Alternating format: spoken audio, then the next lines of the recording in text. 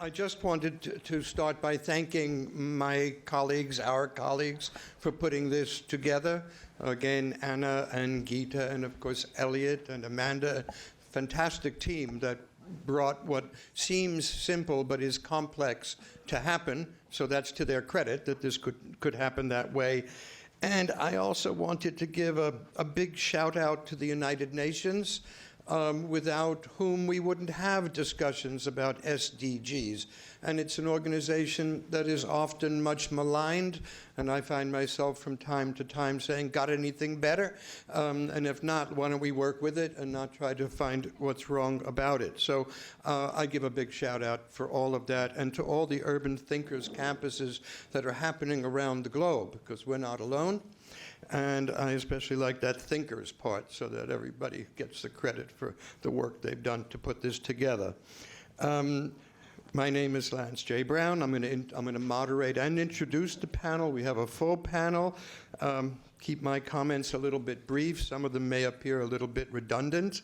I have the very good fortune of knowing the very busy colleagues who will be joining us. I'm very thankful they've agreed to come and share their time and their knowledge and their ideas.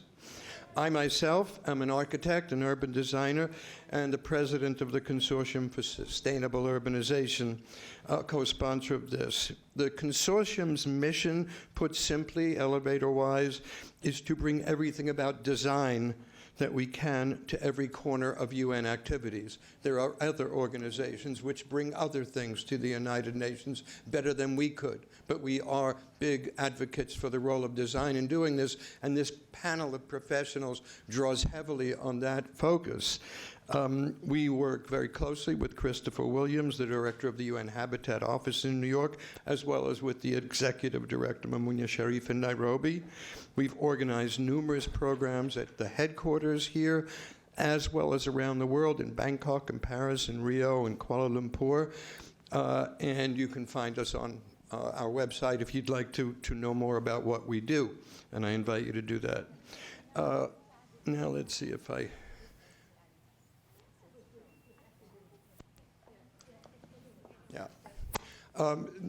The names of our panelists are listed with their primary affiliations, but you all have a good handout with bios. I refer you to them for the details. The consortium, as I said, has as its mission design, but many other things. Please visit us as well. The work that we've done, certainly on a personal and a cooperative level, has helped to contribute to the new urban agenda. It's not going to be well discussed here, but I would advise anyone who wants to know more about this, because it will be constantly referred to take a look at it. The Sustainable Development Goals have been discussed. This particular graphic has 11 increased in size, and I would shout out again to the people in the room who have worked very, very hard to make sure that this 11 was included when the development goals were being developed. There were only 16. And a host of people, Jeannie Birch and others who will be here, worked very, very hard, fought for, not just quietly advocated for, this emphasis on cities to be incorporated, and it is actually one of the few SDGs where all of the others are somehow living inside of it, because it is the physical container that is developed, and the one that the design world certainly feels most responsible for. So as far as, again, redundancy, a shout out to the City of New York, which has been a league leader in the voluntary review, in the declaration, in all of the things the city does, which we remain very, very proud of, because it is all, in the end, about cities. I would refer you to another document. This is the UIA. It's the Union Internationale d'Architecture, the International Union of Architects. They published this report on the 17 the sustainable goals. For each of the goals they have, I picked 11, for each of the goals they have an explanation of what it is, and then they have 2 or 3 examples, not unlike the local project challenge from around the world, that tell you how design specifically responds to what that goal is in pursuit of. And I find it very, very useful, because it brings that idea down to the ground. and how it impacts, and therefore informs not only the general public, but the professionals themselves, who can go back into their own work and see, well, am I working with these various goals or not, and in what way? So we will hopefully address that, and then progress-wise, as well as the city, the United Nations in itself publishes reports on the Sustainable Development Goals. Another thing to look at, and they do a pretty good job at bringing all the metrics and the stats up to date. A number of us in the room will end up going to Abu Dhabi next February, where there will be the 10th World Urban Forum. Every 2 years, a group of people brought together to discuss not only the goals, but all the other challenges that are being faced by humanity at this time. I have been to a number of these. It's a phenomenal collection of people. The last one in Kuala Lumpur, average age under 40, average gender distribution, more women, youth and equity exhibited widely and highly, very, very focused on what we all know are the critical survival issues of our time, when we're in survival mode, and thank goodness for the word mobilization used by the city of New York. In the leave no one behind mode, I'm going to get the panel started, but Anna and Geeta asked that we all come up with 2 ideas about how to accelerate the Sustainable Development Goals. And I didn't want to exempt myself as the moderator from a challenge. So I came up with my 2 goals, which I'll just throw out now, and that's a prompt for the other speakers to make sure that they come up with theirs. You have a little time if you haven't done your homework. So my 2 ideas, a little bit of a shout out to Jaime Lerner of Curitiba, if you know his work.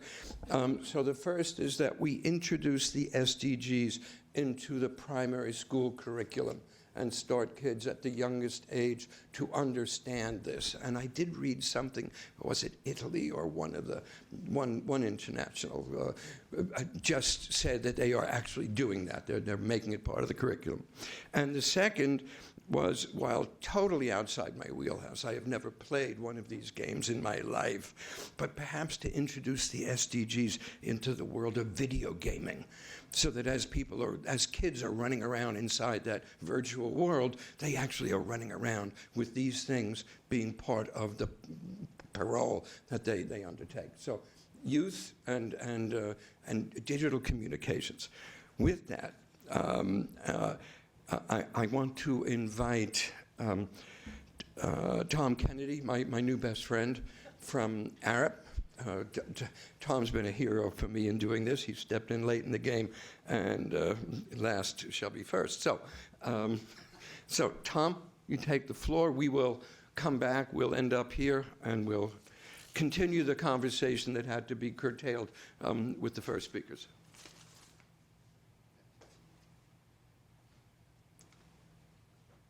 That's not me. We have a... No, that's Don. Should we just flip and do Don first? I'll do a second, or shall I give? I'll give Don slides. I was going to say, why don't you just do Don's slides? Well, yeah. Okay, so why don't you come up, Don? But I do want a second introduction, though. So now I'm going to introduce my other best friend, Don Weinrich. And Don and I just want to say, we have, in fact, worked together many times before. I consider him a yeoman and a hero in the world that we are occupying. So I'll give Don to you. Okay, great, thanks. All right, good morning, everybody. All right, so let me just launch right in. For those of you who are not familiar with Ennead Architects, we've been around since the early 1960s. You can see the little timeline at the bottom. The graph is actually a graph of the nation's economic cycle, so it's sort of interesting that we've managed to weather all of the many ups and downs. The firm has gone through, let's say, 2 generations of transition and still held very much true to its core values established by James Polshek, who at one time was the dean of the architecture school here, and he definitely set us up to develop and ethical practice. So I will not be talking about any of the projects that you see here. The only point to be made is that we do a lot of real building projects. What I did want to talk to you about is a kind of moment that we came to probably in maybe this was 2010, realizing that there were so many interesting questions that needed to be explored, but they didn't really fit into conventional practice. So to address that, we established something called ENIAD Lab, which I will not read this to you. You can read it yourselves. But the point was really to allow a professional practice to engage in research that made the place feel a bit more university-like and allowed us to go beyond the exploration of an endless sequence of individual buildings and look for through lines that we felt were important. And many of them, I hope, are relevant to the goals that we're talking about today. So I'll just quickly flash a number of the lab projects up here so that we can get on to the panel discussion. Tagging each one with a little, who remembers S&H green stamps down in the corner. I think what Lance said is right. You could assign almost any value to these. But saving the lives of birds is a really important thing. Birds collide with window glass all over the world. Nobody really knows how many billions of birds have died, but we've been working on glass technology that allows birds to detect the presence of glass and therefore avoid it, and actually begin to apply it to buildings. Another project has to do with resilient development post-Sandy. This one, I think, came in second place, which I'm always proud when you come in second, because it's usually the most interesting project, and you took a few too many risks. But the idea was not only physical resiliency, but also economic resiliency. This was not built, but it has nonetheless influenced a lot of our work. This is a more recent project, just won a nice little award about making water infrastructure and how it works more explicit, more legible to a population, with the idea that if a population is aware of where their water comes from, what its quality is, they will be more likely to advocate for it and defend it. This is a really interesting one. It's the intersection of two problems and trying to turn a double negative into a positive. People who have served in the armed forces overseas, not all of them come back ready to reenter society. So what is society supposed to offer them? And then within upstate New York, there's a crisis in the kind of the waning of the family farm, because the kids of the farmers don't really want to farm anymore. They want to go and move to the cities, which, right, we were talking about that. But perhaps there's an intersection here where veterans can return and partner with farmers and find a future for themselves, and also improve nutrition in cities, which is a really cool thing. Improving the health of urban dwellers through lighting and sports facilities. This one I'll do sort of a mini case study on, because it's one of the longer ones that we've been doing since 2012, which is really to rethink what refugee camps are. We don't like to call them that. We like to call them refugee communities, and actually see them as moments of opportunity when there is a kind of seismic shift in the lives of many people, and recognize that these places are cities. You can call them a camp, but they're not really camps. People live in them a very, very long time. I think the average stay now is something like 28 years. So this is not a short-term solution. And of course, the poor UNHCR's mandate is kind of triage, not developing a long-term solution. So we started reframing the problem, looking at it on a much longer time scale, where initially UNHCR was really just dealing with emergency, but trying to help them develop the tools to develop latent plans for developing infrastructure that ultimately comes to pass anyway, but typically isn't planned. And in so doing, also recognize that more than anything, refugees need agency, not handouts, and dependency, and a place to reclaim their lives. And if you've never been to a refugee camp, try to go. They're really interesting places, and you will find many of the vestiges of urban life in them. It's really quite fascinating. Part of the theory is to develop means for partnership with host communities so that, and in fact even incentives so that host communities would want to compete to attract refugees. And the kind of theory behind that was, well, I won't go into too much detail, but to develop kind of a menu of things that you must have in place in order for sustainable and advantageous living, and then find the gaps between a host community and a refugee community, and through resources that the UN or other partners or governments might bring in, you can start to bridge these gaps and develop a more complete society that everyone does better. And some of this is, shockingly, has actually worked. There are a few case studies where this theory has been proven. So to do this, we developed something called the toolkit and tried to identify different categories of tools that planners could use to improve the everything from the selection of sites to planning for growth. You can read this yourselves, and this is a much longer talk. I don't want to give it all here, but to really develop a kind of matrix that operates at, I guess, 5 time scales and 3 physical scales, from the regional down to the actual camp or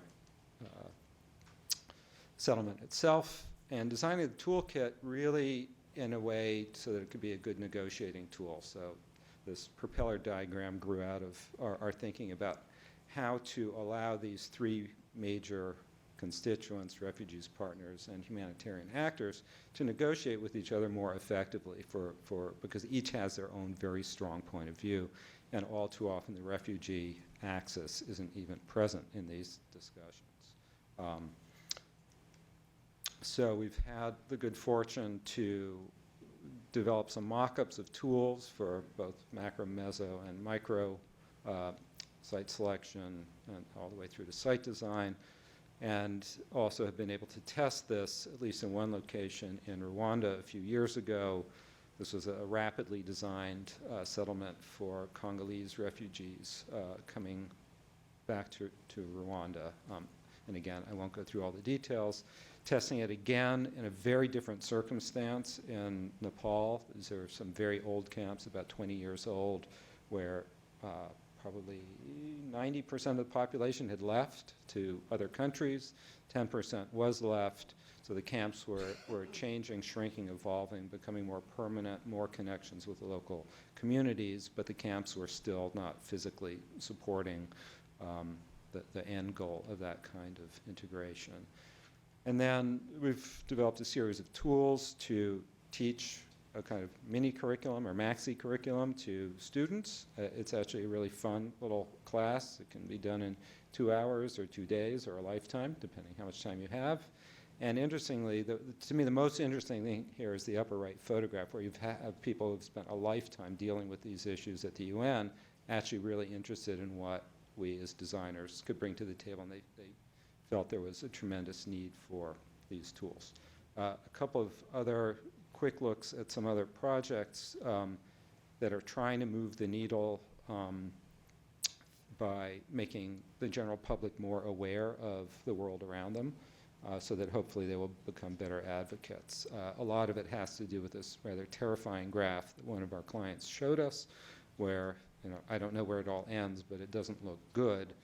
And it sort of makes you step back and say, okay, should I just give up and go to a bar, or should we keep going? And if we're going to keep going and build a little museum in the middle of New Jersey to explain why there are dinosaur fossils there and why all the dinosaurs died 95 million years ago because the atmosphere cooked them, well, there actually are some useful lessons there, and let's actually begin to move through this node where what we build and what we do degrades our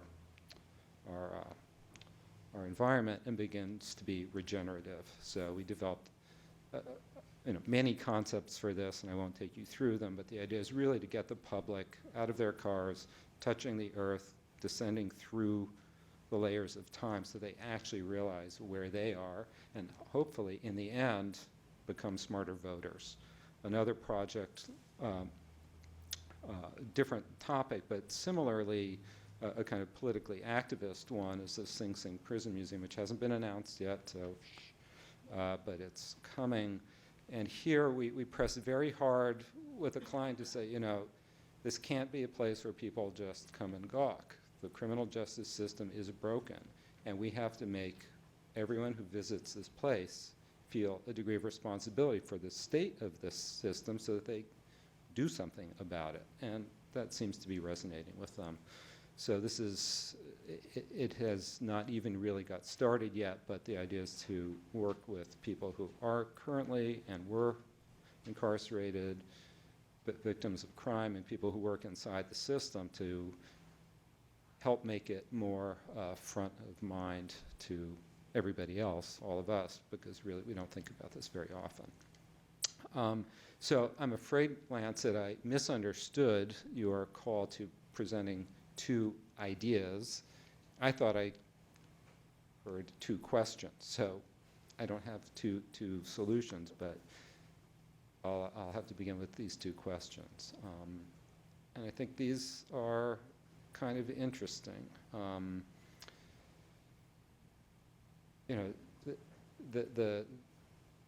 The degradation is happening, according to that graph that you see in the underlay, so alarmingly fast and at such a pace. How can, is there even a possible framework for everybody who wants to do something about it to work together in a more coordinated way? Because there are certainly plenty of forces who have no interest whatsoever in finding solutions. I don't know why that is, but that seems to be the case. And I think one of the big questions in my mind is capitalism without a strong underpinning of ethics or a sense of community is not helping the situation, because the code of capitalism, if you think of it as computer code, is not encoded to make the world cleaner, safer, cooler, better. It's doing something else. So.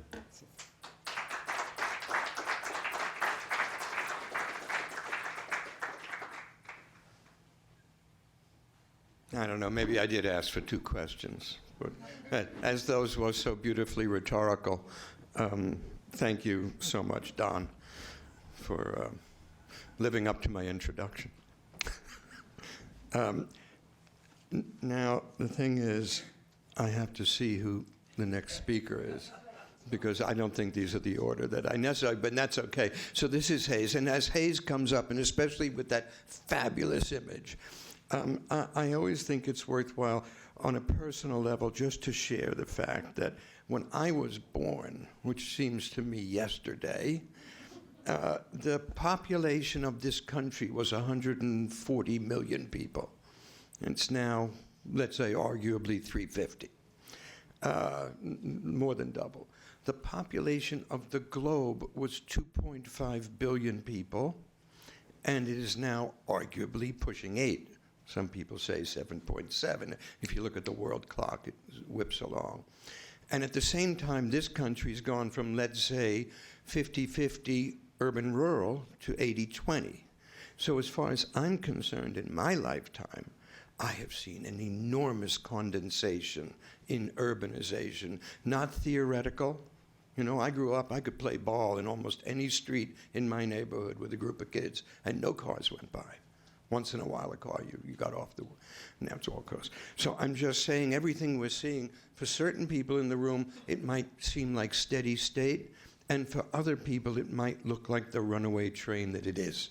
So with that, and that nice image, Hayes, thank you. Hayes Slade is the current president. Are we in the 158th year of the AIA New York chapter? Something like, she looks good. Thanks. Thank you.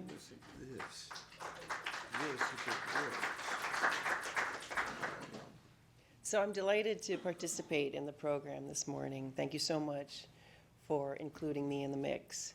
I'm actually here in 2 capacities, as Lance mentioned.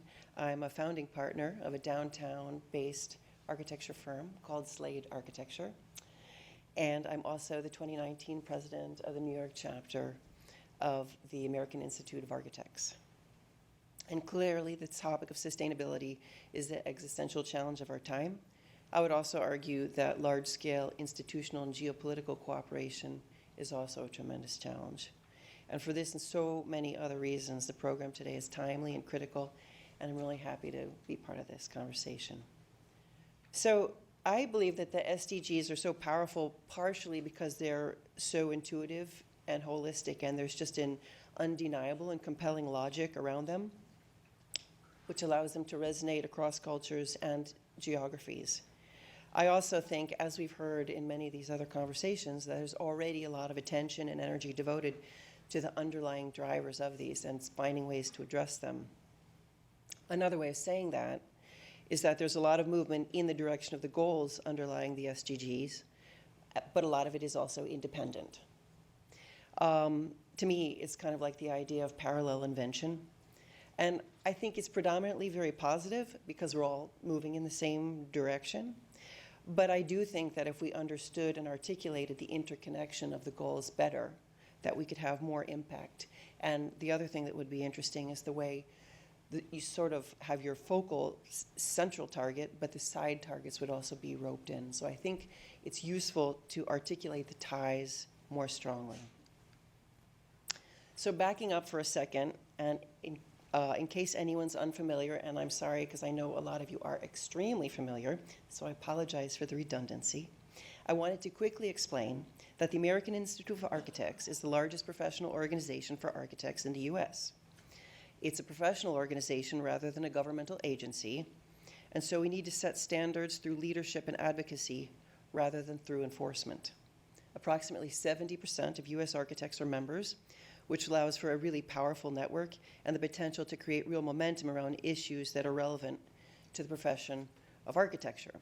So I'm going to talk a little bit about some of the ongoing things that we're doing that really resonate with the SDGs, and I do have a sort of start of an idea or an invitation to a conversation. So in the vein of parallel movement toward the greater sustainable good, in September of this year, the AIA National has acknowledged that sustainability and climate change need to be at the forefront of everything we do, and they correspondingly raise the priority to be first and foremost in our charter with the statement that you see here. The statement is clear and thorough, really sets how at the national level we'll be interfacing across our various points of connection to push the agenda.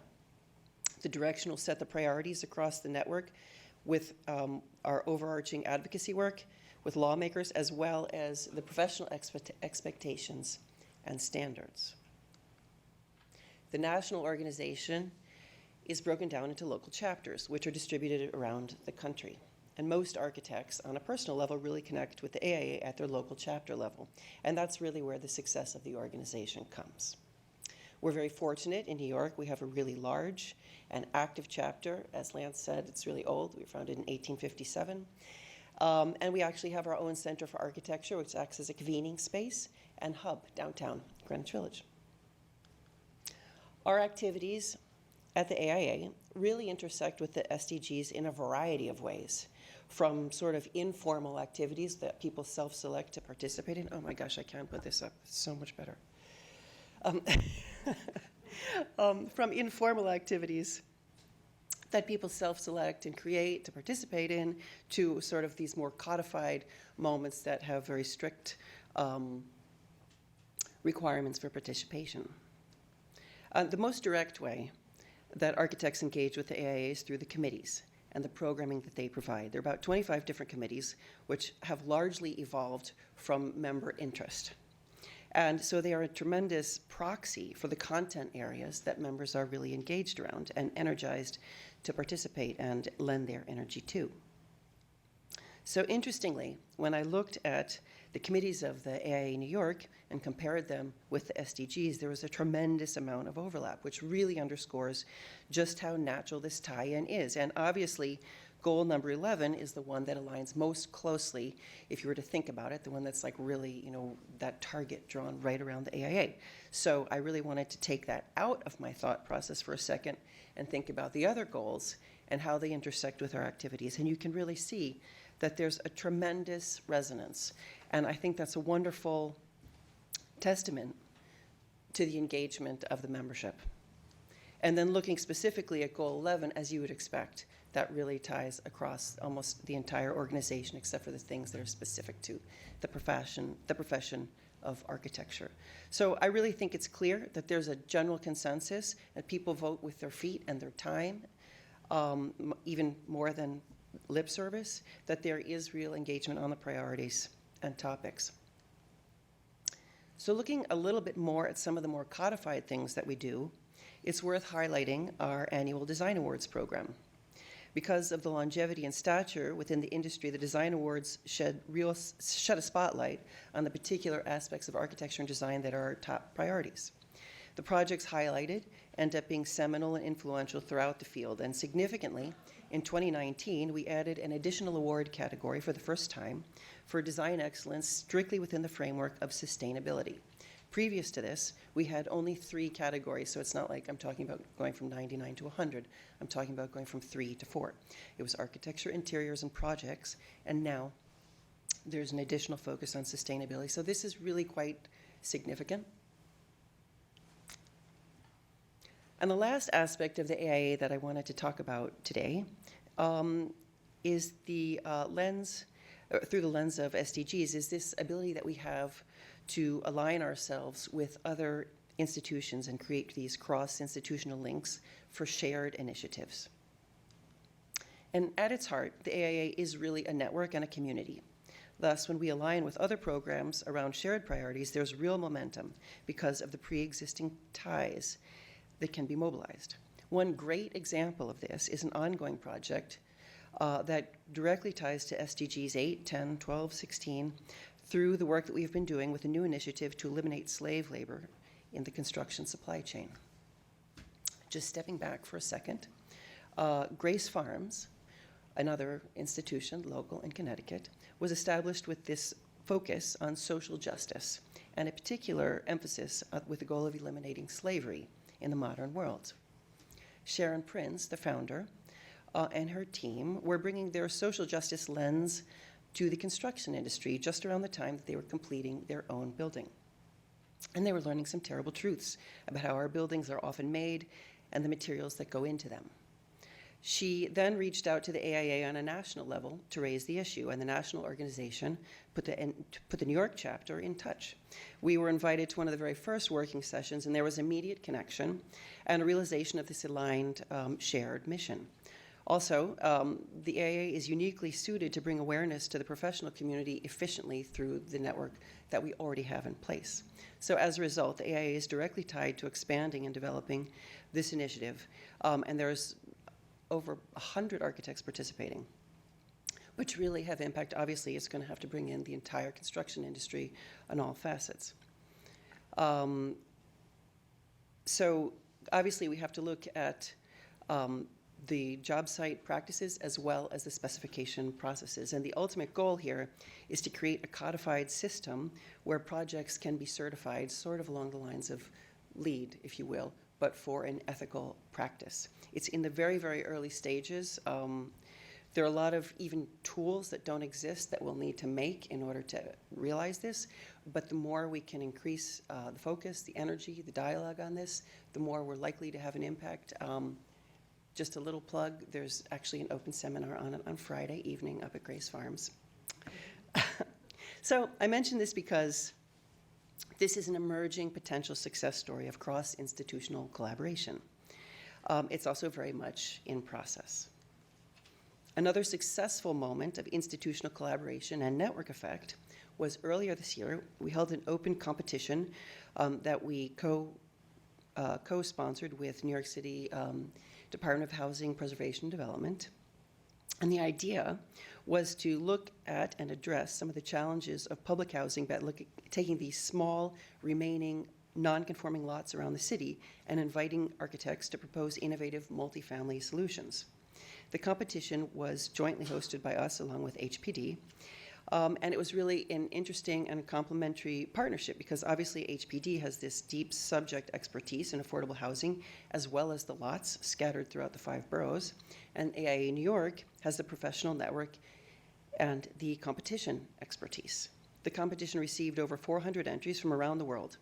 And ultimately, 5 finalists were selected, and those proposals are currently being refined and developed because we have the ultimate goal of getting these actually built. The other sort of underlying idea is that these projects will serve as catalysts for the other lots around the city, and also just the competition itself as a model for how this public-private institutional partnership can work to achieve real change. So the example of both of these really fall into this category of sort of emerging little sprigs for hope.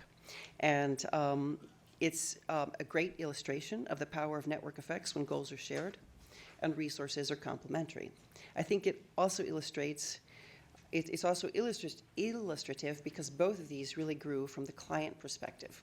And when we look at the construction industry in particular, or the building industry to take it more broadly, of all the protagonists at the table, the clients really wield the veto power. Thinking along these lines, I believe that one very efficient way to accelerate awareness of the SDGs, even though, as I've said, a lot of the momentum is really in parallel, but that last little piece of awareness I do believe has value, would be to reach out to super clients, colleges, public agencies, cities. I believe many of them are already working, from this place in their heart, but I do think that there's value in articulating these shared goals. So right here, this is the current design guidelines from the New York City Department of Design and Construction. And you can see that this one agency manages a tremendous amount of public work throughout the city. And so if we were going to really expend our energy, in one really important conversation, it would be fantastic to just target specific clients that have this amazing influence throughout the city and have these really meaningful conversations. And like I said, I don't believe it's the subject matter that necessarily needs to change. I think it's just the awareness of the tie-in. And so my first point, that there's a lot of shared work in parallel on these priorities, is optimistic, but also challenging. And I think it's great that we're all galvanized about the same issues. I think that if we coordinated our work a little more purposefully, we could expand the dialogue. Thanks.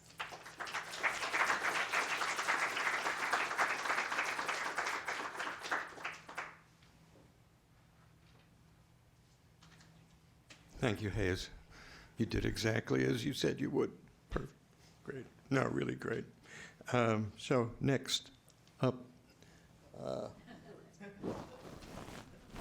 Tom. I'd like to introduce my new best friend, Tom Kennedy, who, again, if you look at Tom's bio, Tom has a beautifully global perspective on what we're discussing today. Not everyone does, and I value that. So I'm very much looking forward to what you share with us.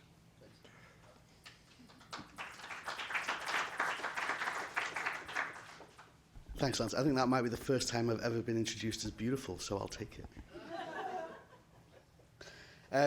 So, as Lance said, first time round, I came late to this game in terms of for today. I found out Friday that one of my colleagues couldn't make it, and so was handed the baton and was like, okay. Luckily, I do practice in this field quite a lot, and our clients throughout the years that we've dealt with them have expressed interest but not really understood either what it means or how you deal with something where there's 17 goals, each with subcategories below them, 150 and change. How do you deal with that? And I used to tell them, it's kind of like eating an elephant. And then I realized, eating an elephant's not an attractive thing. So it's kind of like plowing 50 acres. You do it one furrow at a time. And with that, it's about taking the point of saying, what can I do? How can I change? And so what I want to talk about today is my journey. How did I come to be here? How do I want to change where I live and various parts of the world? And then to turn that back on you and say the ones that will move the needle are here in this room. What are you going to do? Not what are you waiting for the federal government to do, or Albany, or even the mayor's office. What are you doing? How are you going to change the needle? How are you going to understand more? How are you going to push it forward? Arup's a design and engineering and consultancy firm. Our foundation was actually in London just after the Second World War, when our founder was asked if they could help rebuild London. And realizing that time literally at that point was of the essence, he said, I will, but we need to do it in a way that's thoughtful and will last for a long time. And that's been partly the ethos of our firm since then. I joined Arup almost 3 decades ago. And when I joined Arup, we were using the world's resources where we only needed one planet. That was fine. We were working well, and the population of the Earth was sufficient at that time. That's all we needed. We've grown considerably since then.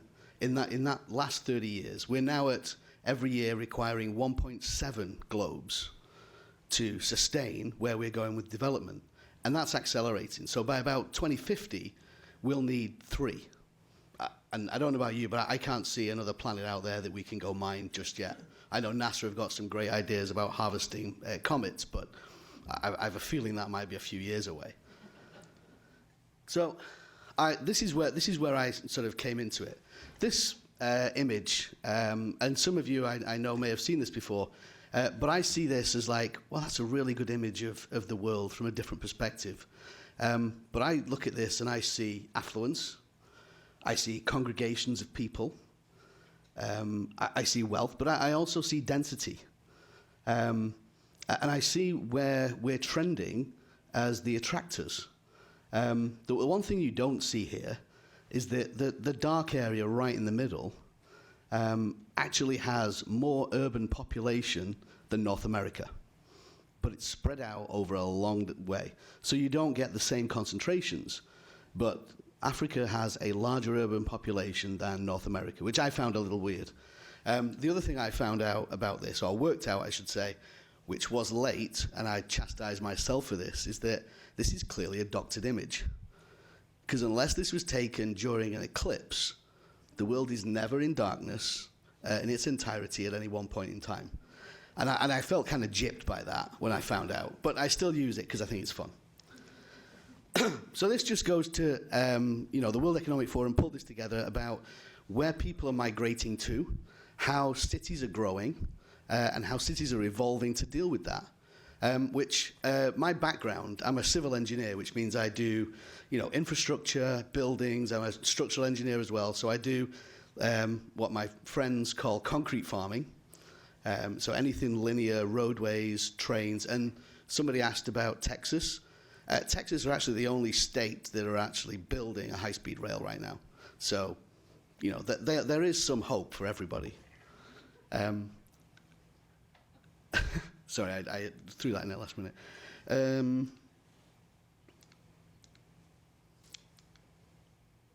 Okay, now I'm not advancing. Oh. Okay. And I think, luckily, the numbers shown on here, which is about the world's population at the bottom, but also the percentage of people in urban areas, is growing steadily as well. And luckily, these are roughly the same numbers as Lance was just talking about through his progression, which goes slightly against my presumption that 84.2% of statistics are all made up. This actually seems to bear some resemblance. At least it's common knowledge. So I think that's a bonus. But the UN also did a sort of progressive census looking at what's happening with society. And it's not just that our world is getting larger and more populated. Well, the world's not getting larger, but our cities are getting larger and more populated. The demographics changing too. The total volume's changing. But if we look at the difference between 1950 to projected 2050, we see that the average age is going up, the number of people in the cities is going up, but it's where they're going up. So the biggest move is in from years of 40 and over, which leads us to certain problems in terms of accessibility, people with different accessibility needs, a larger proportion of people who are not in the workforce anymore. And so that leads to a certain burden on society that's either served by capital markets or by governments. When does this begin? And this was my journey when I started to realize the importance. This is a festival, but when does this become Tuesday afternoon in any city around the world? When does this not become rush hour in London, but Tuesday afternoon? LA, 25 lanes. When is 25 lanes of traffic enough? Really? There must be a better way. Our world is changing, and we're not the only ones that use it. We have creations. This is how an automated vehicle sees our city streets. How do we deal with this? So it's not just people that are changing and the people in our cities, but it's things in our cities as well. But our world is changing also. We are seeing temperature variations, which is changing the way our weather patterns work, which, you know, I think somebody said this morning that there's places that don't believe in climate change. Well, good luck to them, because it is. We have the same amount of rainfall, give or take, over the last 15, 20 years, but we're not getting it in the same patterns. We're seeing it in more condensed, intense storms that we have trouble dealing with. This is where codification of design is out the window. And somebody mentioned this morning about linking resilience to the SDGs, and I absolutely agree with that. I think they're intertwined and need to be progressed together. But that also means that we have periods where we don't have rainfall. So we're seeing issues where we've now got fertile land that does not become fertile anymore, which leads to crop problems. And our megacities rely on a few things: energy and food. How do we deal with the food issue? How do we deal with water scarcity? So some of these you look at and you say, oh, well, that's not here in New York. And that's our perspective, is that, oh, we'll be okay. We can do this. This is how, so Iowa was the cornfields. This is actually I think I pulled it from sub-Saharan Africa, which you would expect it. But what if this was the Bronx? What if this was Coney Island? That puts it in our backyard. What do we do with waste? So our city's got some great recycling programs. Recycling's great, but if recycling's your answer, then we've lost. So we're doing a lot of work at the moment in circular economy about designing waste out from the start. So how do you get it out? I mean, some of I think the program is great, and I'm not slighting the city, but for me as a citizen and for you as citizens, we send some of our waste to South Carolina. I think that's awful, that we can't deal with our own stuff and we pay for it to be shipped somewhere else. How very first world of us. SDGs. So going back to the how do you plow 50 acres, there's very few clients, organizations. I think Hayes said super clients, or was it super clients or super organization? Super clients. And I think that's right, but there's few of them. There's also a lot of corporations that we deal with that say, oh, we've just got over sustainability. How do we now change this? You're moving the goalpost. You're like, no. It's the same. It's just a different way of adding more in, because there's interdependencies here that you can't get away from. So we looked at it for our organization and said, how do we advise? How do we deal with it? And so we took the core four, which where we think we have the most impact. And we were pretty proud of ourselves for doing this. But then you look at what's left, and on the left you've got outcomes for society, and on the right you've got outcomes for planet. So there's nothing that I do on my daily basis that doesn't reach out to one side or the other. And once you reach out on this balance, it's imbalanced now. So you've got to look at doing something on the other side to balance it out. And we specifically use this as a tool on projects and with our clients to say, there's a better way to think about it. The interdependencies are all over these things. Even in the SDGs themselves, there's interdependencies and things appear twice under different categories, which is great. Margaret Heffernan, I don't know if you've heard of her, but she had a great TED Talk that talks about complex projects and how complex projects are solved by efficiency and by rigor. But this isn't a complex project. This is complexity. And what she goes on to say is complexity is different. Complexity is solved by being collaborative and reaching out and being scared of the outcome and not knowing what it is. And that's, for me, that's how we do our projects. We reach out and ask the questions that you don't really want to know the answer to because it's not going to be great. It's not within our wheelhouse. So we have partners. We've developed alliances with different people, not engineers, not architects, not built environment, but anthropologists, food scientists, things that you wouldn't expect an engineering company and design company to have. But we need them. We need to think about how what we do is influencing other things as well. And for the longest time, we've sort of noodled this, and we're lucky enough to be a private held organization. And so we invest in ourselves, and I think like Don was saying, we've created our own university internally that has a curriculum for our staff to go and learn. You can apply for grants. And so this is the product of one of our grants, which is a series of Cities Alive. How do cities react? How does cities' needs and wants reflect from rethinking how we do design at night, all the way through to aging communities? And these are available online. I'm not going to publicize them. Go and read. They're actually quite interesting. But digging in, there's some real stories in here. And I've tried to now pull out a few projects that will link back. And I'm going to only select one from each that I think is the important part. This is someone, I think it was Lance in his thing, said linking youth to SDGs is really important. Well, a child's perception of the world around them is developed in their childhood. And so if you can engage a child more with the world around them through parks, through open space, through history, they become more respectful of it. And as they grow, they want more for it, and they don't want to see it go. And so there's a direct correlation in our research that shows engaging in spaces is very important. The People's Pavilion in Eindhoven. This is, we're a building and design firm, so we looked at the circular economy and said, okay, as a shared economy, how do we not utilize resources? So this entire facility is constructed of borrowed material. So it's timber frame, the shingles, everything is borrowed from the manufacturer. The structure's actually, from a structural perspective, it worried me a little bit when we came up with the theory, but it's held together with zip ties. Yeah, exactly. But what it means is you can cut those zip ties, and we returned 100% of this entire building to the owner, to the to the manufacturers, and said, what are you going to do with it now? Reuse it as something. Sell it to somebody else, get them to use it.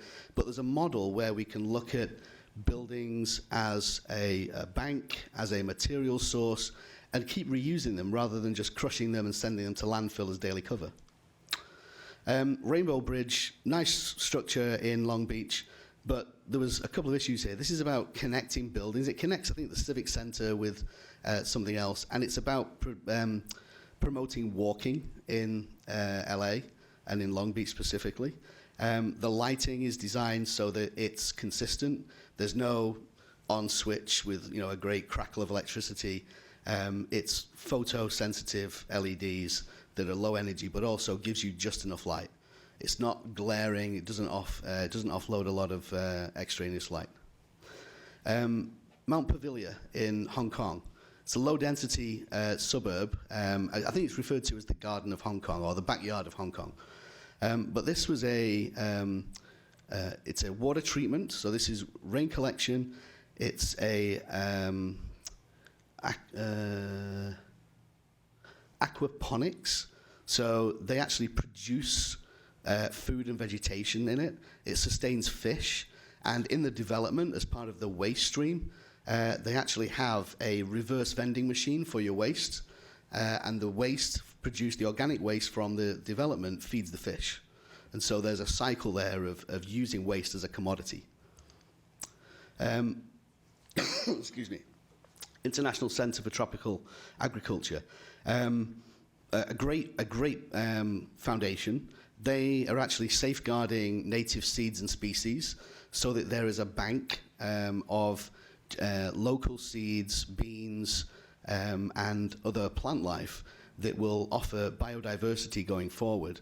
So we help them with their energy budget, looked at mobile labs so they can have teaching moments. The shade devices move, and they're also energy generating as well. So there's lots of good things. Okay, I'm being flashed at time, so I'll wrap up now. I'm sorry. I wanted to bring it back really quickly. Can I just take 2 minutes? Right. Back quickly to New York. Green infrastructure, we piloted this on Hunters Point South. And when we started in 2009, we had DOT, the Parks Department, and the DEP fighting over who takes care of rain gardens. DOT said it's drainage, it's with DOP. DEP said, no, it's green, it's with Parks Department.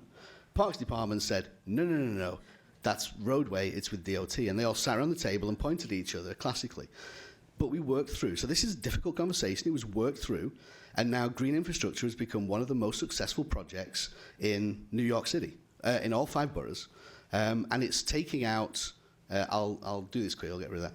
It's taking out the combination of sanitary and storm drainage, which means that when we have a large storm, we don't end up pumping sewage into the rivers. And we've upgraded, so our river system, I don't know if you know, this is a geeky thing. Our river system has a grading system, which is a 1 to 5. 1 is don't touch. 2 is you can touch but don't swim. 3, swim but don't eat. 4 is eat the fish but not the shellfish. And 5 is it's clean enough to eat shellfish. So we're now, from being at 1, we're at 5, not just because of this, but for other projects as well. But it's an interesting, I suggest you look at it. It's a really interesting metric of what life in a city means with water. This one is about leadership. New York City, as a city, said, we need to be better about electric vehicles, so we're going to invest and we're going to push it, hoping that manufacturers and suppliers will come back with how you deal with electric vehicles in a city, how do you move it on. That's leadership, so that's a good thing. Hunters Point we talked about. Hunts Point, major foods, most of our fruit, depending on which produce you're looking at, 60 to 80%, there's those stats again, 60 to 80% of the food in New York City comes through Hunts Point.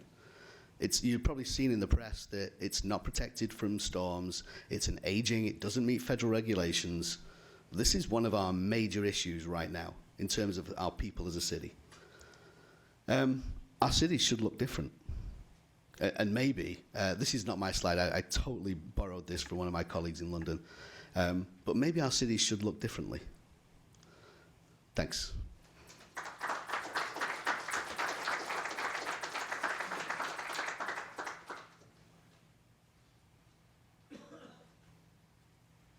That was great. If I could ask a show of hands, how many people in the room are designers of any kind, architects, urban designers, whatever?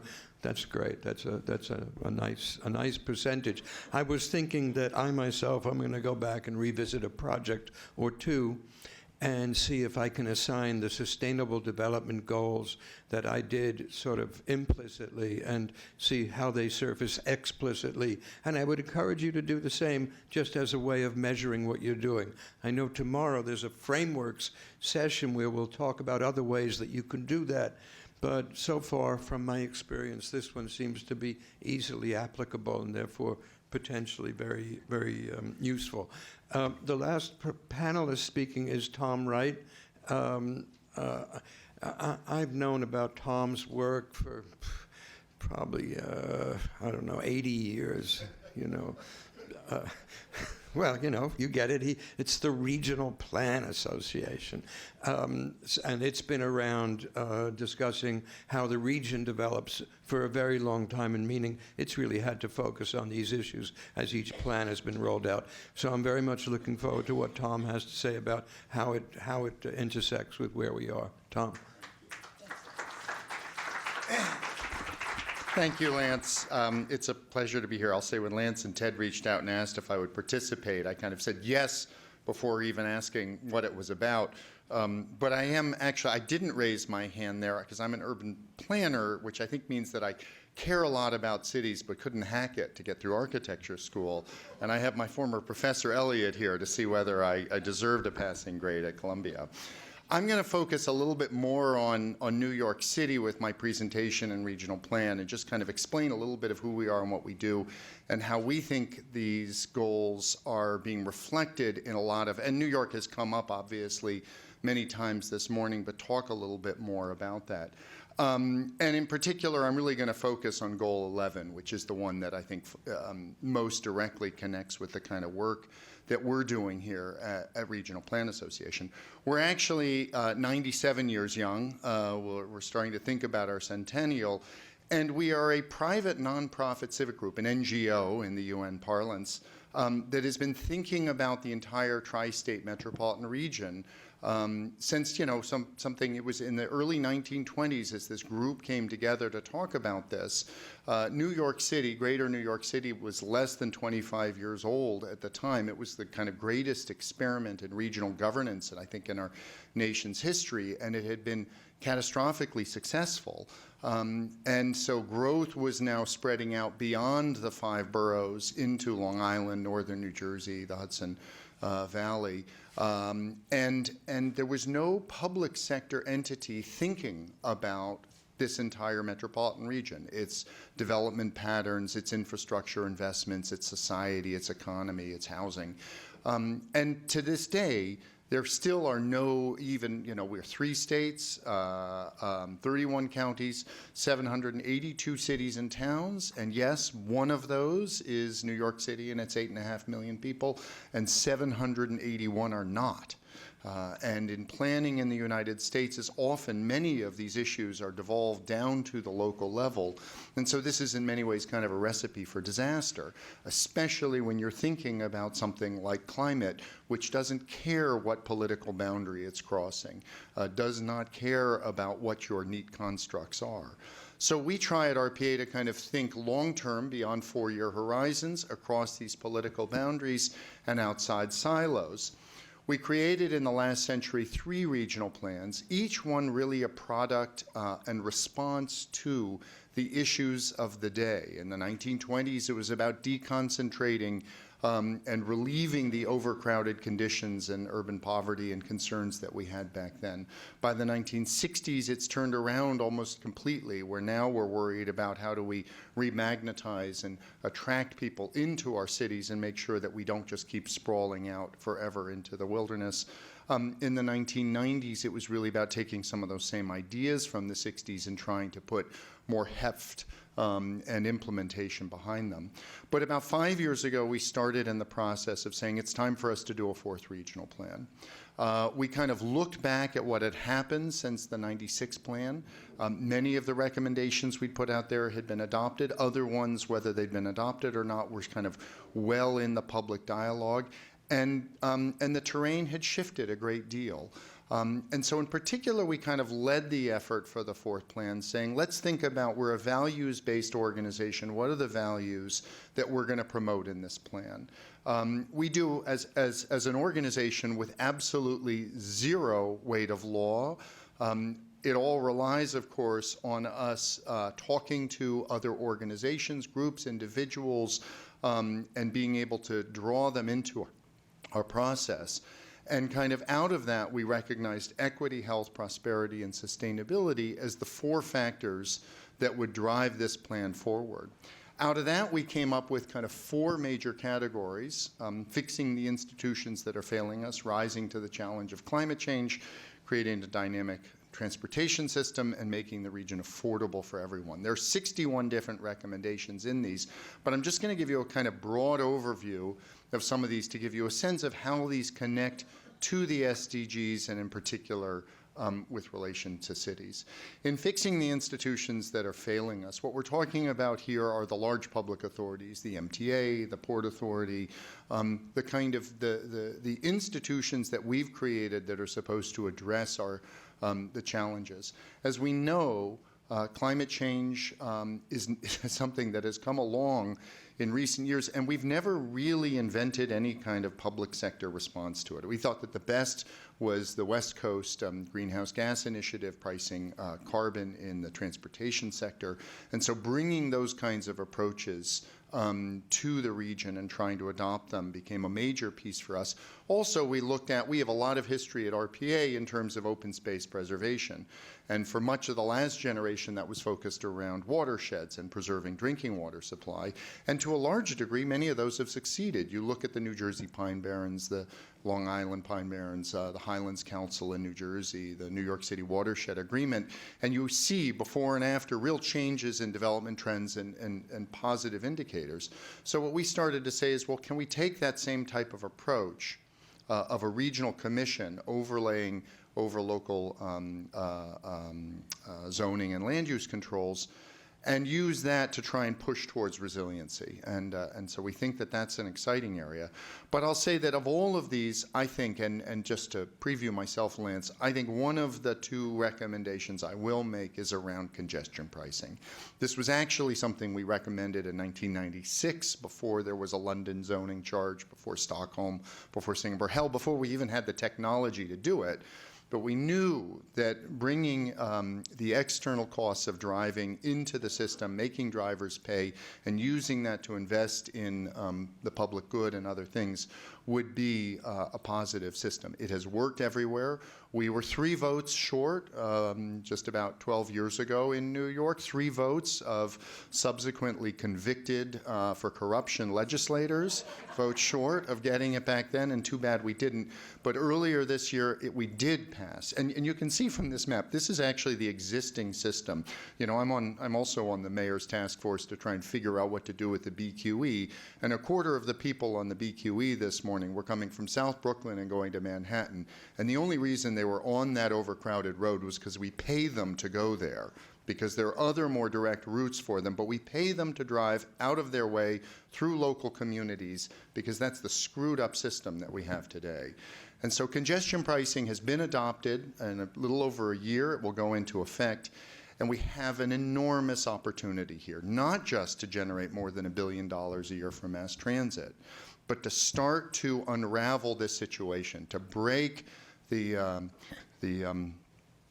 dictatorship, really, of the automobile over our city, and to start to rebalance that whole relationship. Since this has passed in just a few months, I've gotten calls from Los Angeles, from Boston, from Chicago. All over the country, everyone else is looking at us. And so this is one that we have to get right for New York and for the rest of the nation, because it's time to start getting this policy out there. In terms of rising, we actually made climate change one of the 4 pillars of the entire plan. In '96, I think we had a footnote saying, gee, this is worrisome. Now, of course, we recognize just how major it is. And we started to look at, because often, and this is where another area where I'd say as an NGO, as a private sector civic group, you know, often elected leaders don't want to be the ones to drive the conversation about, gee, maybe we shouldn't have built here and it's going to be time for us to pull back. That's generally not a great strategy for getting reelected. So we feel like it's our job to get out there and to raise those issues and to put them into the dialogue. And so we've been doing this, talking about these issues, working in partnership with some communities.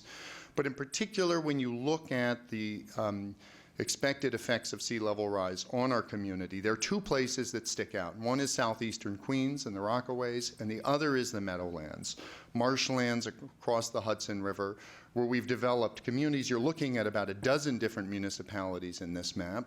We've developed this area with heavy infrastructure, with urban communities, with manufacturing and industrial and other things, in places that many of them really shouldn't have been built in the first place. And you can't just put up a wall to keep the sea out to protect it, because the water's coming downstream too.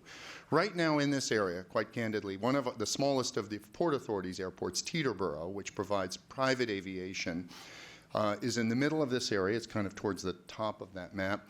And the Port Authority has recently, and the Hackensack Meadowlands Development Commission, have recently proposed expanding the footprint of this airport in a floodplain that at 1 foot of sea level rise is gone. So they are not getting this message. And we said, instead of just kind of fighting trench warfare, one decision at a time in one municipality at a time, let's create a vision for a future here of creating the first national park that's a climate resilience park. Identify, yes, there are some places that we simply can't back off of and we have to protect. But in the others, we ought to be looking to create a sponge and to allow the water to come in to protect the other communities instead of kind of fighting a rearguard action continually. This has been enormously controversial, and you can expect, of course, today in Washington, the federal government isn't exactly looking for more national parks. They want to offload all the land they can. But this is an idea that we're putting out there that's going to take shape. By the way, the second regional plan proposed Gateway National Recreation Area as the first bi-state urban federal park in the nation, and we got it a couple years later. So we have a good track record. Eventually, we bat 1,000. So these are ideas. In terms of affordability, housing production declined dramatically by about 30% after the Great Recession 10 years ago and never recovered. And we are not producing enough housing for the population we have. If we want to see where we're going, it's the Bay Area and San Francisco, where the crisis is even more acute than it is here.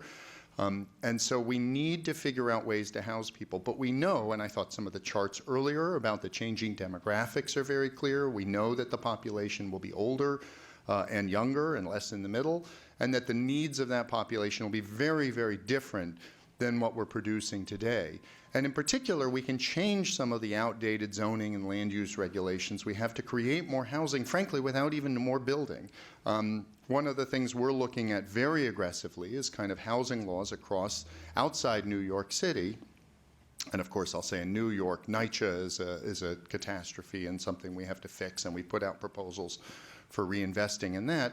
But outside the city, because it is a regional market, in dense, developed suburban communities, we can, by simply changing outdated laws, making accessory dwelling units as of right, allowing the granny flat or the additional apartment, or subdividing the McMansion that nobody really needs or wants anymore, we can generate, we think, 500,000 new homes without any new construction at fairly conservative rates.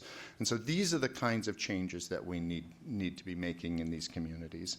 And finally, on transportation, this is where we're best known, and we cut our teeth kind of in this area. And we made a lot of recommendations. I was very pleased, because when we came out with the plan 2 years ago, we said, the MTA, if you looked at its plans to upgrade the signal system in the subways, it was a 50-year plan, 50. And we said, that's ridiculous. We need to do it in 15 years. And we put out some ideas about how to do that.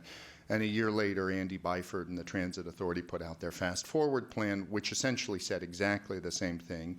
And then earlier this year, the MTA adopted a $51 billion capital plan, which moves to implement that with funding from congestion pricing and other sources. And so we're moving in the right direction on this.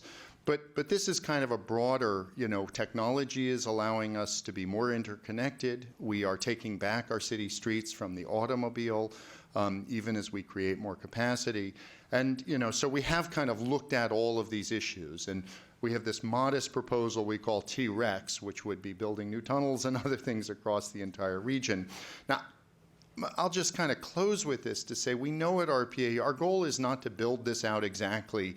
The turns and tunnels and everything don't have to be exactly where we say. But the goal here is to lay out a vision that says we can get to that future that we need. We can provide clean energy. We can provide housing. We can provide an efficient transit network. And here's one way to do it. And if you want to change it, okay, but let's talk about that. And so my other answer to Lance's question would be, I think every region has got to have a plan like this. And it is still shocking to me. And we work in concert with the public sector. But I think that being free of political shackles, being free of the constraints of budgets and other things, to say, let's not talk about, first let's talk about what it is we need, and then we'll talk about how to get there. And I think that's what we do at Regional Plan. Thank you very much for a chance to share this with you, and I look forward to talking about it with the others.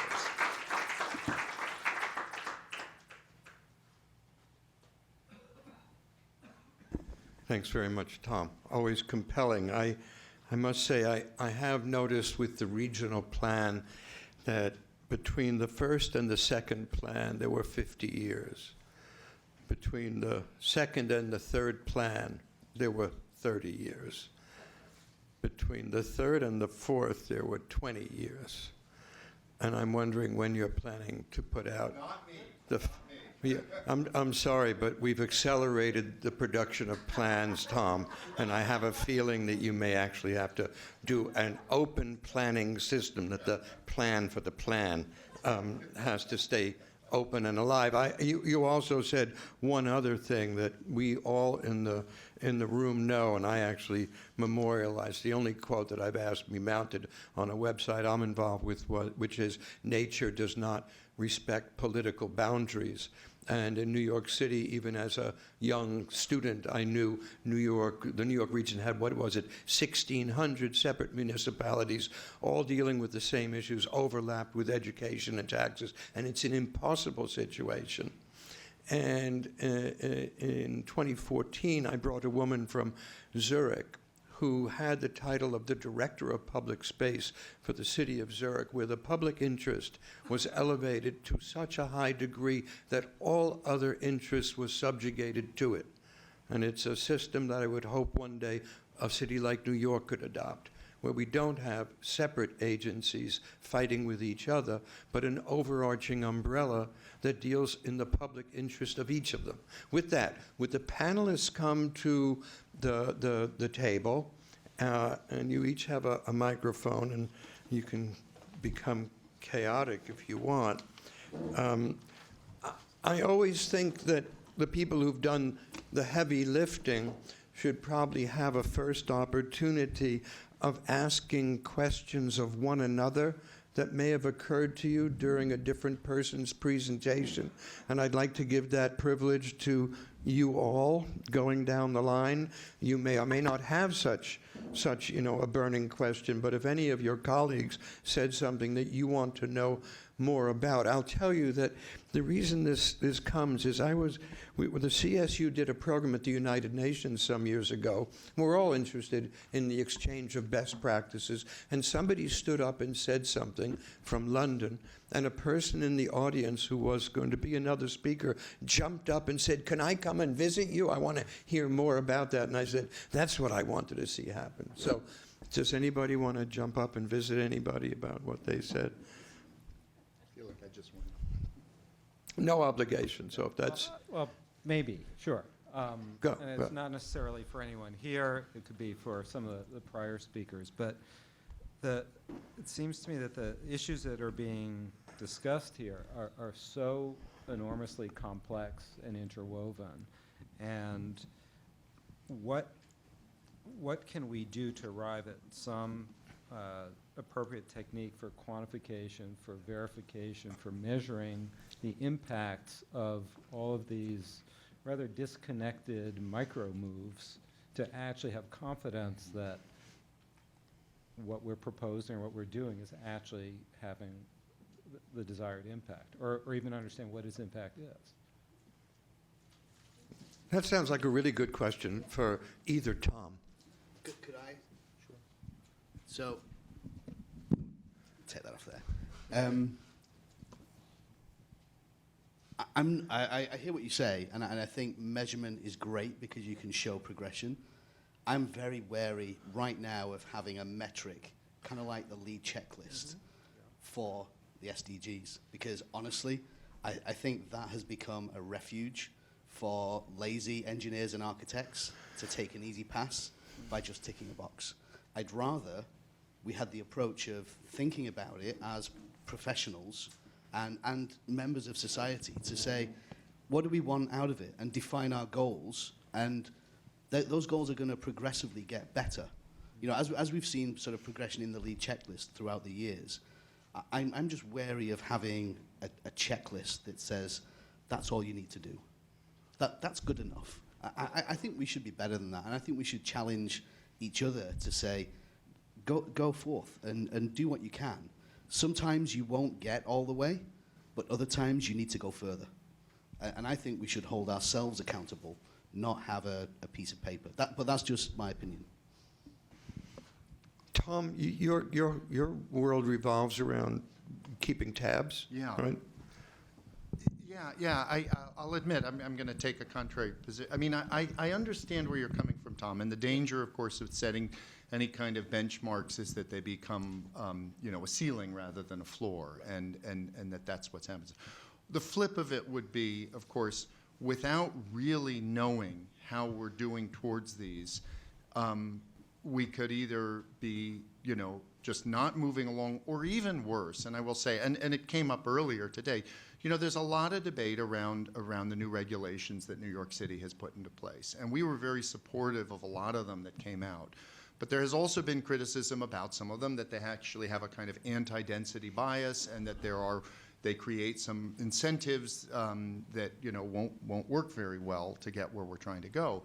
And I think that obviously that's a kind of conversation that requires us to be able to measure and set goals and be really clear about them, so that we understand what the costs are going to be, and make sure that we are achieving the outcomes we need in the most efficient and productive way that we possibly can. So we've been, and obviously, I'm reminded even just the op-ed piece in the Times this morning by Tom Friedman. The Bloomberg administration in particular was very focused on these kinds of outcomes. We didn't get the closure of Times Square and the creation of bike lanes without analysis that showed that it wouldn't create traffic congestion. They were rigorous around those kinds of things. And I tend to think that approach is what we still need. But then the other way a friend put it once is, the goal here isn't just, improvement. That's not enough. It's not that we're here and this is better. We actually have to identify what we need to get to, and then set ourselves on a path to do that. And that's much, much harder. Well, I would, to quote a United Nations designate, an official, Fabrizio Hochstafer, he, in talking about the SDGs, you think if you promote them, then of course you're going to defend them and explain them. And I was blown away when one day he said, by the way, the SDGs, please don't take them as finished. They're just a working matrix. You got to go forward. We all know we're in the middle of what we have to produce as a paradigm shift, and this is the best we had yesterday, but we're not saying it's what you should do tomorrow. I was very impressed with his generosity of admission that this is the best we've got and keep it going. And and therefore, in response to Don's comment, the difficulty with this is, of course, that it's all a moving target, and we're all very uncomfortable with moving targets, but that's the way we find ourselves. Things are accelerating unbelievably. You look at that population graph, right angle turn at 1900. It's really so. With that, I had a couple of questions, but I really wanted to let people on the floor open, and I'd like to do as we did before, to take. Hayes, I'm sorry. That's fine. Did you? I just said I wanted to add to the Please. previous conversation, and it's sort of along the lines of, there was a comment earlier about how it's generally the cities, it's a self-selecting group that adopts these things and then has the conversation. And so it's a little bit of an echo chamber, and I think your point is very well taken, that there should not be, both of you, a ceiling. But at the same time, when you're it's very important and useful to have a codified tool when you're dealing with clients. Not all clients are equally mobilized around these ideas, and there's something very helpful about, like, if our projects, and are happening, there's a continuum, but our projects are actually happening in a set time period. There's a certain schedule, and it happens on a certain day, and it starts and it goes forward. And so you're limited by the information you have at that time and the resources you have at that time. And in terms of pushing even the tail of the practice, I think a certain, I hate to use the word checklist, but something like that is a very useful tool in the more difficult conversations, but we should definitely not view it as the ultimate aspirational goal. But when you're sitting across from a client and have to sometimes really articulate why extra resources may be needed for a longer term goal that they might be on different points of the spectrum with, it is quite a useful tool, and I think it's important for pushing the whole perspective. Can I, just to underscore that, it's amazing how often I'll find myself in an argument around a policy issue with somebody who's just opposed to what we're proposing, but is not offering up any alternative. And, Vicky Bean, the deputy mayor, likes to say a plan beats no plan. And at least I gotta say, well, if you don't like what we're putting on the table, then explain what you would do about NYCHA, about the MTA, about, fill in the blank on any of these things. And it's amazing how often in the public dialogue, people feel like they don't have to do that. And so we have to kind of hold them accountable and at least force them to address that. And I do think that metrics really help us, and the goals help us enormously with that. So I'd like to take 3 comments or questions, and if we could, and Tamar first, and Ted, and then behind you, if you would say your name out loud, so because we're recording this and we want to blame you. My name is Sivan Sorg, and I'm an architect. And I just want to say that we have to be a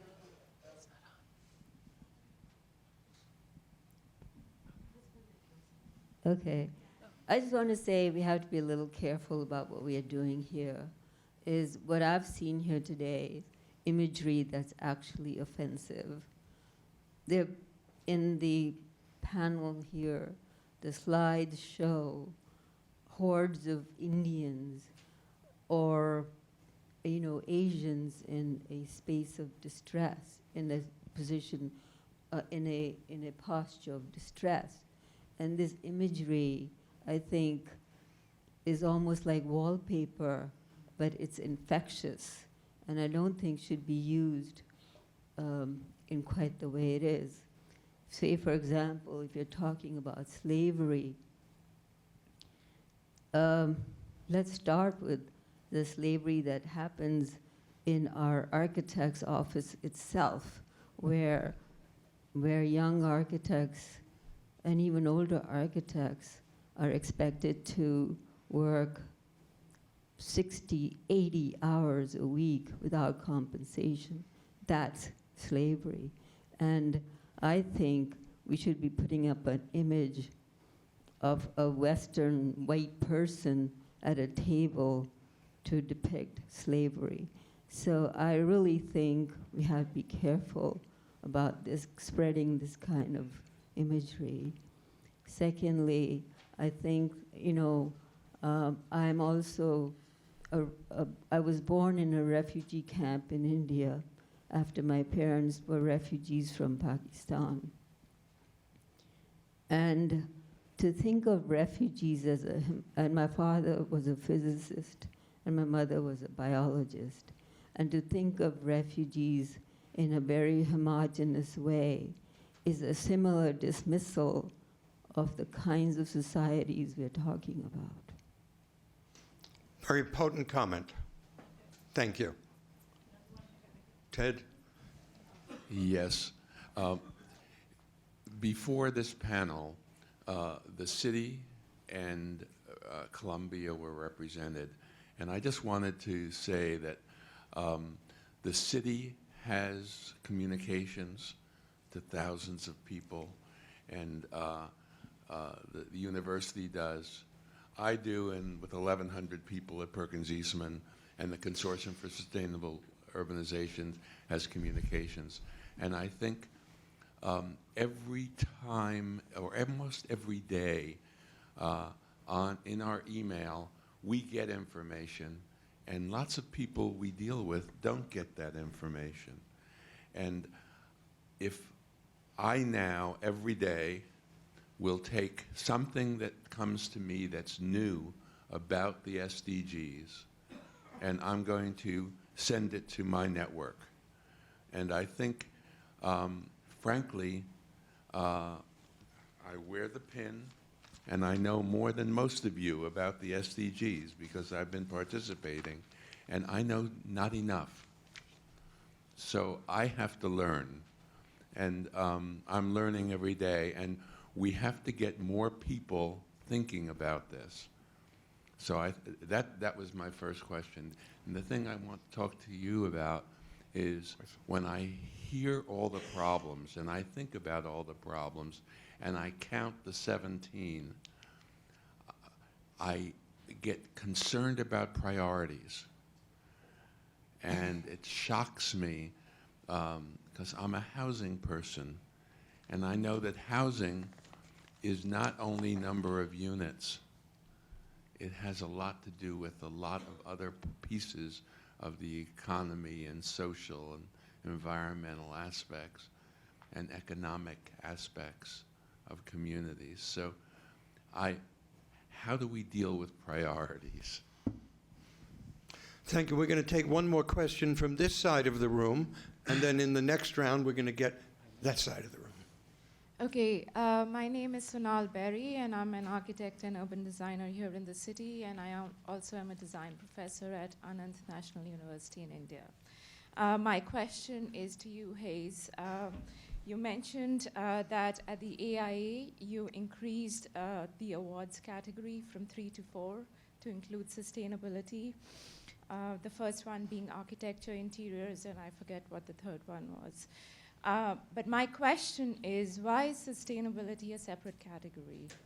You know, is it too much to ask from the profession to make it a core value?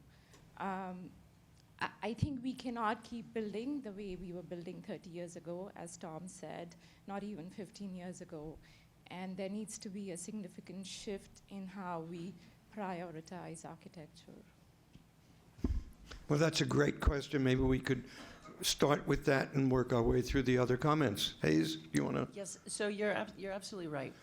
I mean, it's just good design. Sustainability is just good design.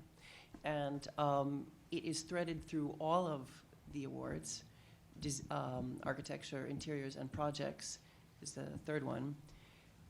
But there are instances where there are projects that have specific characteristics that are so heavily guided towards sustainability that they don't easily fit in the other categories. But sort of the first piece that I started with, which was how sustainability and climate change need to inform everything we do. But it's a very good point. And we had a lot of debates about how to do this best. And we thought that, I mean, there are certain, infrastructural projects that needed their own kind of category. So it's in recognition of that, but definitely not with the idea of, happily cordoning it off as its own separate little thing. Very good point. As a person who spent a lot of time putting together competitions, jurying them, advising them, and so on, it's a very complicated issue, the whole question. But I would advise anybody who wants to see the results of good competition judging, you look at the Aga Khan Awards, which is the only awards program I know that actually doesn't give anything an award unless it's been in business for 5 years and sends a team. So you never get sound bites, you never get high style, you always get full depth coverage of a good set of metrics. And that would, so the model for how that works. There's all different slices through the onion, but I think it's a very, very good comment. You want to respond to any of the previous two, Yes, please? Yes, and I wanted to thank you for your point and acknowledge that it may have been a poor choice of imagery. My goal was to show that the challenge is in the manufacture of materials and in our construction sites. And one of the issues that we've faced is that many people think only about the few projects that they may know. Meanwhile, our work as architects impacts the world at large. Many of us are working on projects that go throughout the world, and we need to be aware. And there were a few notorious recent incidents where sort of famous architects said they didn't have a responsibility for something happening very remote from where they were actually located because they didn't have any control over it. And my point was really to say that we need to be aware of everything that's happening that we're touching. And I chose brick as the image. That was the important part of that image because brick is one of the main offending products because the manufacture of brick, when it happens internationally, is often rife with unethical labor practices. But you're right, it's very important, the imagery that we use. Imagery becomes viral, and it's important to acknowledge the suffering of people as individuals, and I think it's a very good point. I do think, though, that when you look at the enormity of something, the power of the vision can also be impactful. And so the aggregation of,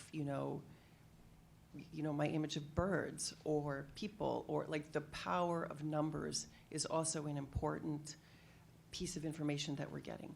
The other embedded point which you made, which was an excellent point, was the sort of exploitation of people within the architectural community itself, like even if you look inward, and that is something that I think everyone here would agree is abhorrent, and it's one of the prime tenets of the AIA, the requirement that people be paid fairly for their work. In fact, you're not allowed to submit for an AIA Design Award without signing a pledge that everyone in your office is in fact paid, which I know that's going to sound like really, are we talking about this?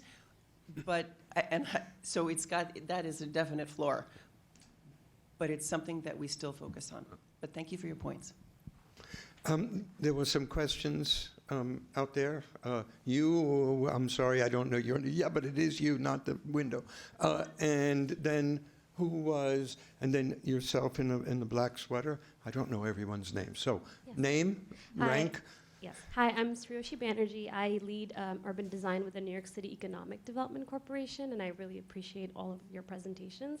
I have a question. As I'm trying to advocate for good design and design values within EDC, how do you measure return on investment of good design and elevate the role of design with negotiations, conversations about economic growth and development, and really prove that investments in today and making certain decisions can be valuable in the future? The next person in the black sweater, and then and then here. Thank you very much. Fascinating mix of presentations. Cornelia Walter, I've been for the past 18 years with UNICEF in West Africa, but also Afghanistan and Haiti in humanitarian crisis. And I'm affiliated with Deakin University in Australia. I would like to come back to a comment that came up at the beginning of the day about individual responsibility and culture change. Because I think if we want to maximize that interplay between the micro, the meso, the macro, and the meta level, so the individual, the community, the cities, countries, but then also what makes the planet, which brings these four levels together, we must not only inform people, and I like your idea of including the SDGs in the curriculum, because in the end, this generation is gone already. We need to invest in the next generation, which is growing up right now. And a question to Alexandra, I think, is to which extent there is a certain autonomy for the city of New York to raise or to start this kind of curriculum, even if the whole of the US is not doing it right now. But then also, how can we maximize this interplay by working on social norms, by working with behavioral insights, by working with behavior economics? Because, I mean, if we think about Daniel Kahneman thinking fast and slow, we know how the brain works. I think it's not just about informing people, but about changing how they think, not just what they think. Thank you. A couple of thoughts come to mind. I was at a couple of months ago, the Earth Science Institute had the conference for reimagining design. Forgive me, for the, it was a conference about moving away from waterways and Managed retreat. managed retreat. There we go. Thank you, guys. About considering the fact that maybe the solution isn't inherently better design. It's actually getting up and subsidizing the move because the costs of global warming are going to be tremendous across the country and across the world. I wonder about power in these conversations, and so part of my question, I guess, is so often we think about the individual response in communities and what groups of people can do better, but we also fail to like reimagine ways in which power needs to shift in order to, or there needs to be accountability in systems of power to not do as much harm. And I wonder how you guys imagine at the top-down level, instead of just bottom-up, of framing the role that power should have in these conversations around accountability, because I find usually it's rendered invisible, and we don't talk a lot about who the Geppetto is in a lot of these elements. all of these questions, I know I'm only the moderator, but they all seem to raise, opportunities for individual conversations all on their own that could take up the morning. That having been said, with the first three of these comments, if anyone would like to field, please. I'll take one about the how do we realize value? If you look at it purely on a dollar basis, we're in a situation now, I think, similar to where in the early 2000s when LEED became the thing to do, we saw construction being priced with 5 to 10% on top. And we're in the similar sort of place for both the SDGs, I think, the SDGs and things like circular economy, where uncertainty by design teams and contractors and owners, you price it. You price in risk. And then that becomes the construction and the project budget. And so you see a small escalation. So there's an initial hump in terms of construction dollars. But I think where we've got to get to is not realizing that value, and this is maybe where we need to change the metrics, and maybe this is a metric that we look at. I don't disagree with metrics, I just disagree with a checklist. So just to be clear, it was just the, so I think maybe we change the metric by which we say, what does good look like? Because maybe good isn't a 50% balance sheet. Maybe good is actually something that's more socially responsible. And maybe there's a way we can reward, I'm just talking about the construction industry because that's my thing, but maybe there's a way we can reward either governmentally or society, people who invest in our future, not just in bricks and mortar and the stock market. So I think there's a systemic change of understanding what good looks like in order to get there. Yeah. I'd like to continue that thread for a moment. Maybe in some respects, it's the easiest question that was asked. So that's why I took it. Yeah. But let's try to make it a little bit harder. So what is value? Whose value? That's one question. And then what's the difference between collecting evidence, which I think we have lots of anecdotal evidence, because you can see trends of, knowledge workers, younger people not wanting to live in suburbs, not wanting to commute, wanting to live in cities. But is that the same as proof? And you asked for proof. So what this makes me think, and unfortunately I was facing the screen when I think Lance asked how many people in the room are somehow affiliated with a design profession. I got the impression that many hands went up. Yes. Okay, so if that's true, I think that's worrisome, because where are the policymakers in this room? Where are the attorneys? Where are the people from the business school? Where are the poets? This is not a single discipline's set of issues to deal with, and addressing it in a transdisciplinary way, I think, is the only chance that we have at better, getting out ahead of some of these immensely complex problems. So I don't know that we know how to prove. We know how to chase trends and evidence, but now we're chasing. We're not conducting our business using scientific method. It's largely on the basis of intuition and very personal frames of reference. And that leads to the sort of thing that you pointed out, the sort of problems that I see working with UNHCR, where refugees are voiceless in the decisions about their own fate at moments when they could be, and that's just terrible. So I think, these chairs should be filled with other disciplines, because we will all learn something from them and be better as designers. Designers, I think, are uniquely positioned to parse very diverse types of information in a generalist way, and that's kind of our magic gift. But unless we're hearing that and taking it in, we don't have what we need to work with. Just because I don't want anyone to think this is too homogeneous, we have an engineer, a planner, and architects. Yeah. They all seem to talk very much across the same platform, but I think that's because of the topic of the day. And before moving on, are there people in the room who are representatives of city or state government? One. So then you're the one who has to take the comment about education back to the Department of Education and share it. Tom. I'm going to quickly try to address three of the other questions. I love, Ted, your question about prioritization. And we have as you can imagine, vigorous debates internally at RPA all the time about what should we be working on, where will we have the greatest impact. You know, we don't have any kind of mandate, so it's all on the table. I have a theory about prioritization that's my kind of what I understand the way submarines track and go. They use two devices. And one is radar, and the other is the gyroscope. And the radar sends out sound beams, and they bounce off things and come back and tell them, you know, what's out there. And then the gyroscope is an internal device that it uses to tell itself whether it's, you know, going forward or back or turning. And I think at RPA, I've tried to argue that we have to use both systems also. And part of it is to understand the radar is, you know, things happen. You have a summer of crisis on the MTA. You have a mayor who suddenly decides he wants to redevelop the West Side. You have, God forbid, a tragedy in Lower Manhattan and a terrorist attack.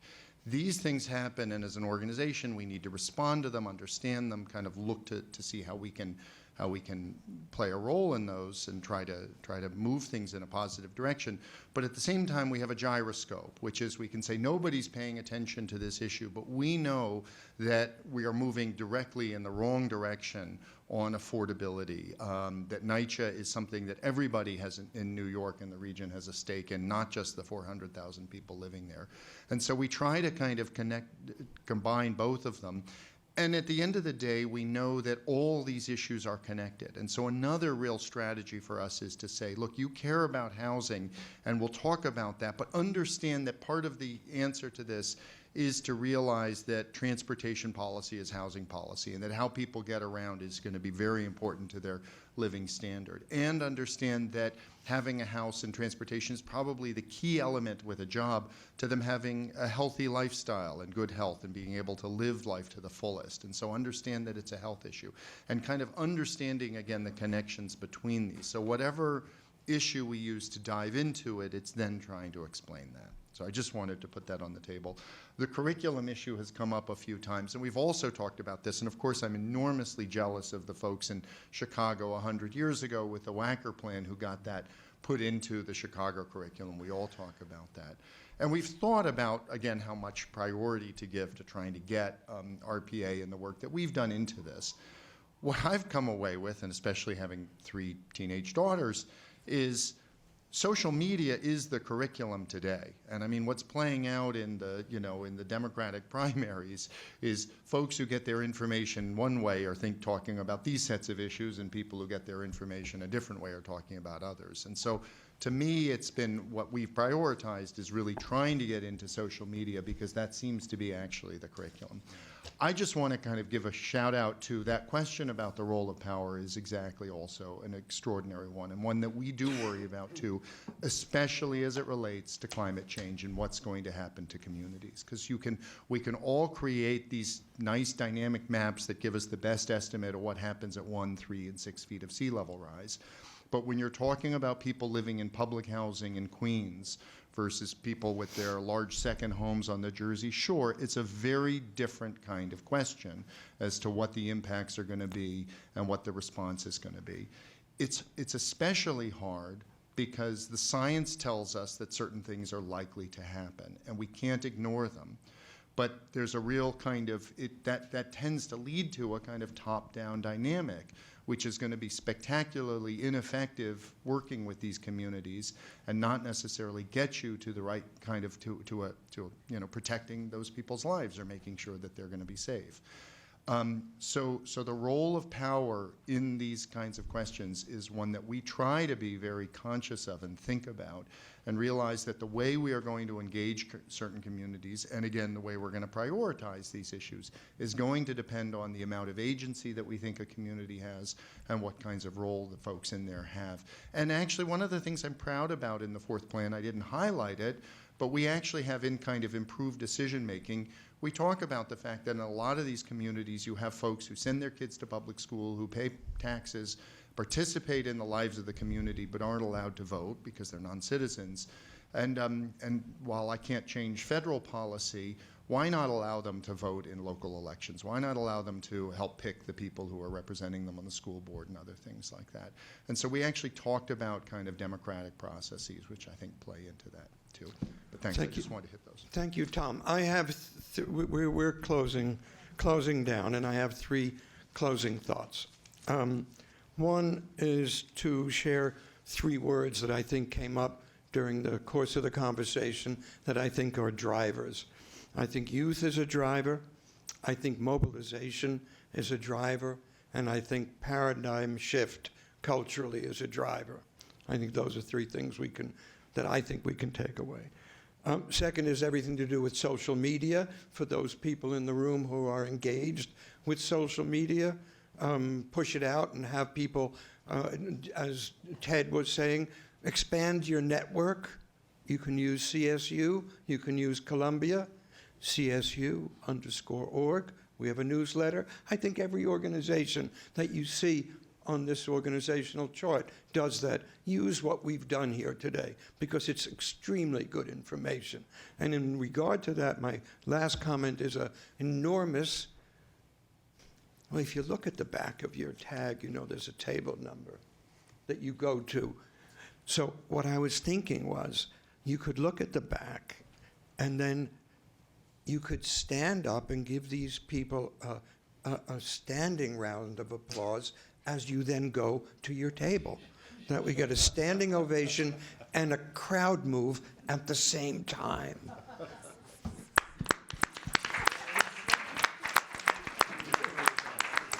As you stand up, I would like to thank the morning panel, but for a very rich discussion. You're now going to have a sandwich lunch, which will be less rich than the discussion, and we would love it if you would then proceed to your tables. Thank you.